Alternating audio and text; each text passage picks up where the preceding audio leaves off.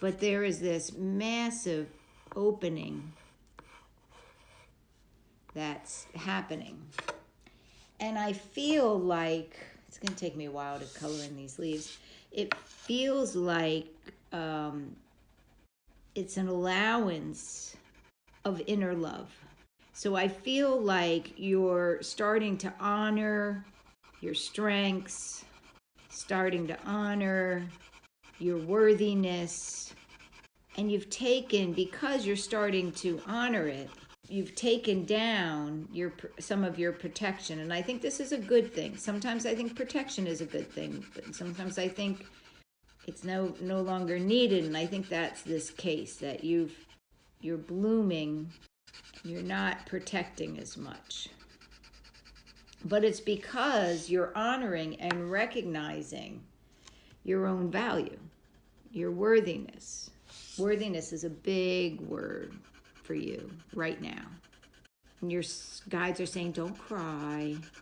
Well, you can cry, it's okay. But you're worthy. You're worthy of your own love and appreciation. You're worthy of other people's love and appreciation too, but this is about self-love. This is about you honoring what other people have probably already told you, right? But there was a difficulty in seeing it for yourself. So let's talk about this. You have green and pink. These are both heart chakra colors. Pink very often is empathy, but it's also compassion. And I think that this is you being more compassionate with yourself, more forgiving with yourself. Now, what happens when this is going on? A lot of times we are going through things where we get to try it out. So Spirit may say, oh, so you're ready to do some self-love, some self-value, some self-forgiveness. Let's remind you of what you need to forgive yourself about. Like for me, it's really struggling right now with my weight. I'm doing my Noom, but I'm not as focused. And Dave just had his birthday, and I had chocolate cake, which is okay, you know, we all got to do what we got to do. But it set me back a bit. I had pizza and cake. It's a temporary setback. And the message for you is that the things that you're judging yourself on, sometimes they're just a temporary setback. And sometimes it's an opportunity to let go of judgment and to just say, oh, I love myself. I'm working on it. Right now I'm pedaling as fast as I can. Oh, that's pretty. Okay. Now they want me to do some sparkles. So let's get out the sparkles. Now they were very specific on 5 leaves and a flower. And I feel like this has to do with the 5 senses. Hearing. But I feel like they could be the 5 psychic senses. Clairaudience. What am I hearing right now? Another sense is feeling or touch, right? Feeling. We feel through touch. On a literal sense, how could I be kinder to myself tactilely? Now it's probably difficult to go out and get a massage right now, but maybe if you have a favorite piece of clothing that, you know, that old sweatshirt, I just love the way it feels on me, and I'm just going to let myself wear it and wash it and then wear it again, you know? But also, what am I feeling? And allow yourself to feel the love from your guides. Imagine that you're just sitting there and your angels give you a hug from behind. You know, they just embrace you and hug you, and maybe even their feathers of their angel wings tickle your nose. So we have hearing, feeling. What are you hearing from your guides and angels? And what are you dismissing? And stop doing that. And you know how to tell the difference if it's negative, judgmental, very super loud. Well, sometimes they can be loud. So if it's negative or judgmental, it's your inner critic. So we've done ears, touch, hearing, touch, smell. You know when something doesn't smell right. Trust that. We even say, oh, that stinks, right?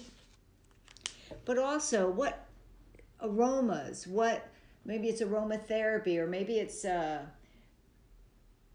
aroma cooking Dave the other day made teriyaki chicken in the crock pot.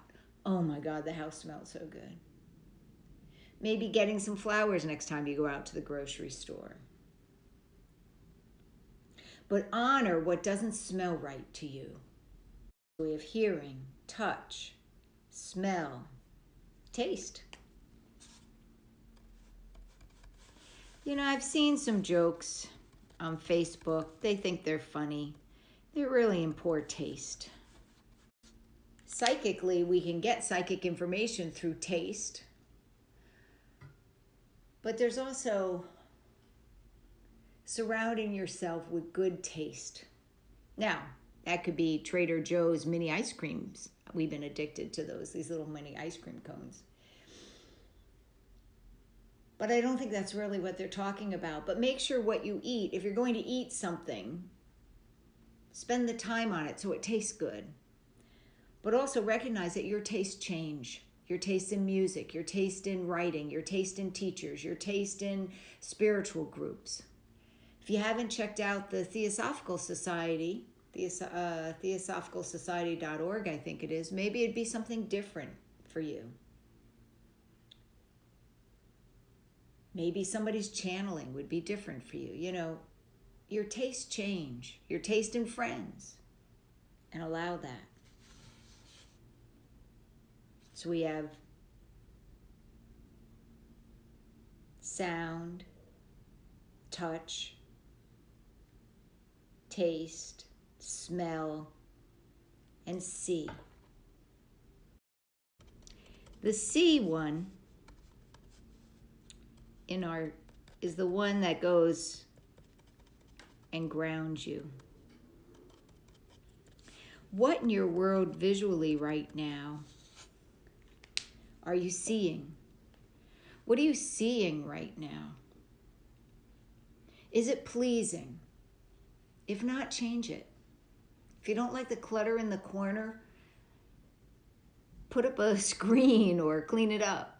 You know, sometimes we don't have the energy to do it, but that's okay. Then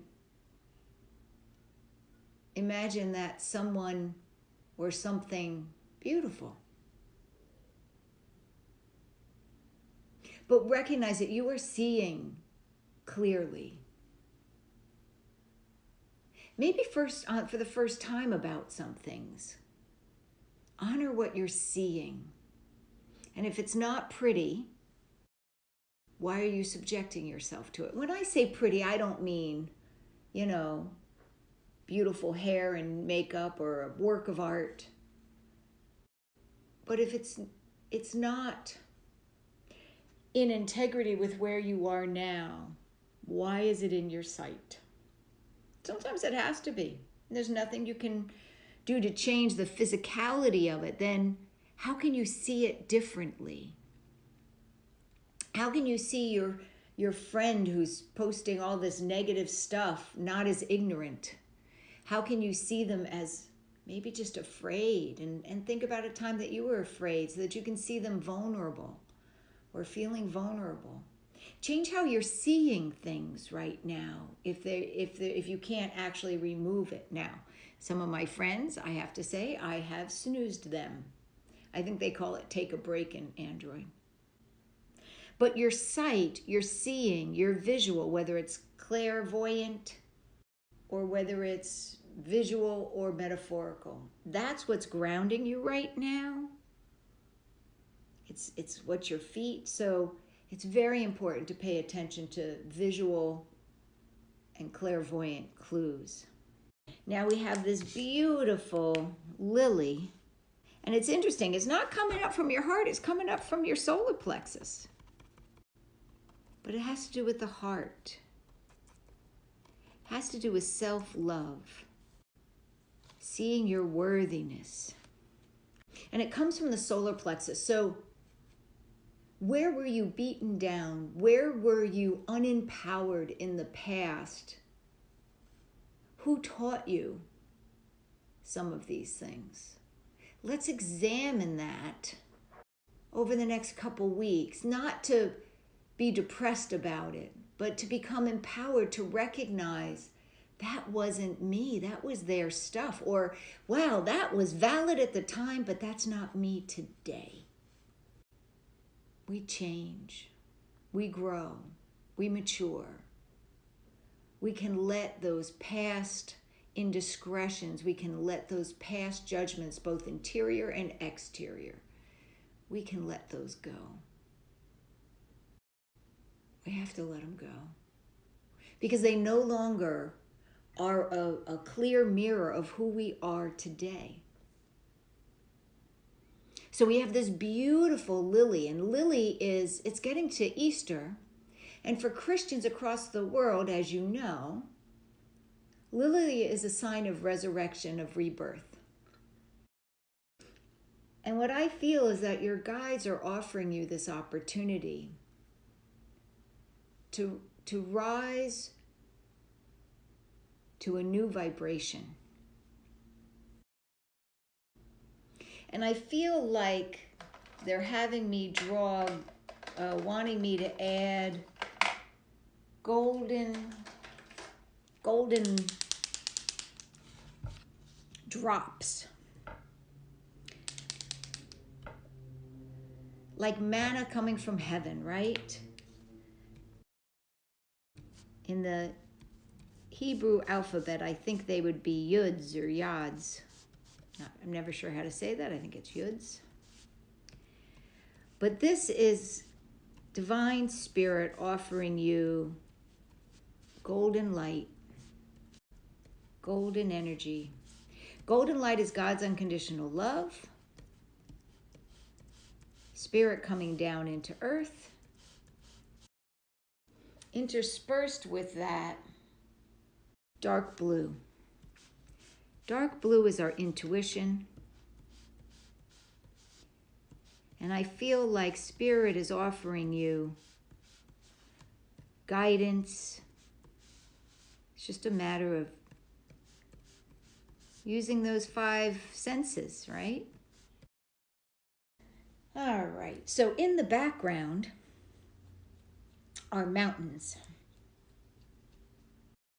Because I feel that this lily, which is you, has had to grow not in the most fertile soil. It's like trying to grow on the mountain. And so you haven't always been nurtured. But look what you've created out of this beautiful life that you have chosen. You can grow anywhere. And then there's a stream, because using your intuition opens you up to a stream of consciousness that runs down from the mountains and waters, feed your intuition. Now realize that for you, you have access to this at any time. this intuition, this psychic source. But it comes down from the mountains. It comes from rough terrain. And so sometimes the rougher the life you've chosen, the clearer and the more pure this guidance is.